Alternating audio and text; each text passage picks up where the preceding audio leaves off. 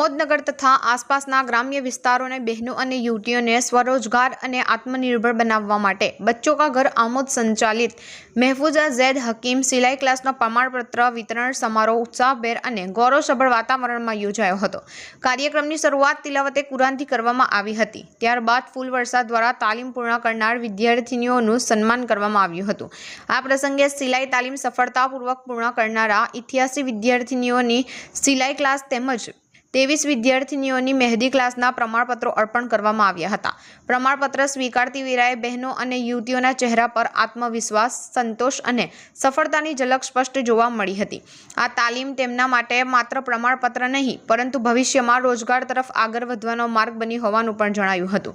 બચ્ચો કા ઘર આમોદ દ્વારા સંચાલિત આ તાલીમ કેન્દ્રમાં સ્થાનિક મહિલાઓ અને યુવતીઓને વ્યવસાયિક કૌશલ્ય આધારિત તાલીમ આપવામાં આવી રહી છે।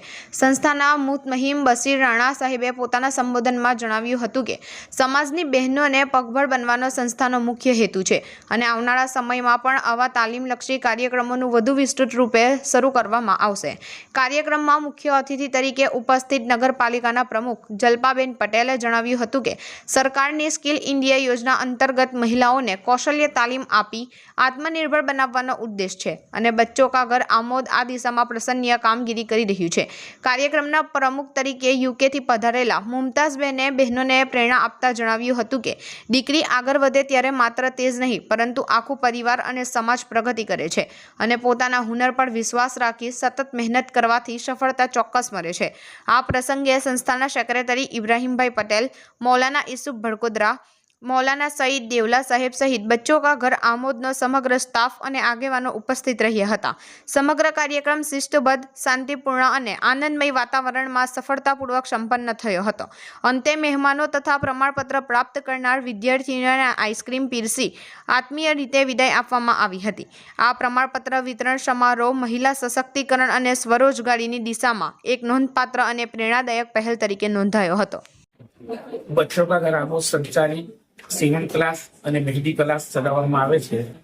એનો હેતુ એ છે કે આમોદ શહેર અને અતરાફના ગામડાની પ્રજાને અને બહેનોને એનો લાભ મળે તે હેતુથી આજે એક વિતરણ કાર્યક્રમ રાખવામાં આવ્યો હતો, જેમાં લગભગ 88 સર્ટિફિકેટ સિવણ ક્લાસના અને 23 સર્ટિફિકેટ મહેંદી ક્લાસના આપવામાં આવ્યા હતા।